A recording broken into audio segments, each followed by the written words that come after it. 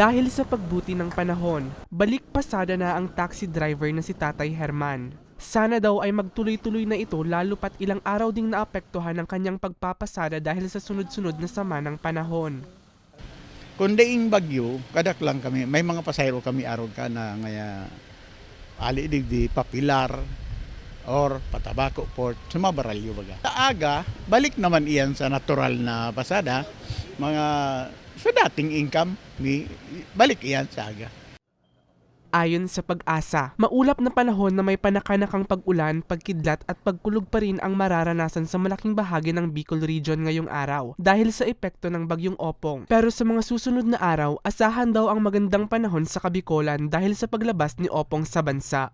Mas lumiliit na yung diameter ni bagyong Opong, so ang nakakaabot na lang sa atin dito ay yung outer rain bands ng bagyong Opong. Though may mga expected pa rin tayong mga sometimes mga isolated thunderstorm na humahabol or hinihigop nung sirkulasyon nung bagyong Opong, pero hindi na siya masyadong significant in terms of yung duration, and sometimes pwedeng maging heavy to intense pa rin naman dahil usually ganun yung characteristics ng ulan ng isang thunderstorm.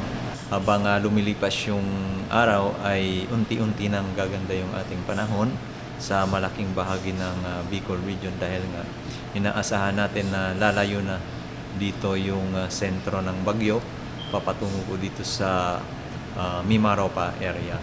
By September 27, so bukas po ng gabi, ay inaasahan natin na i-exit na siya ng ating area of responsibility.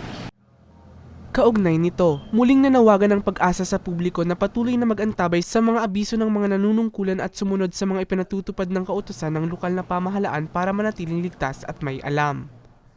Para sa mga balitang Tatak Bicol, Mel Moral.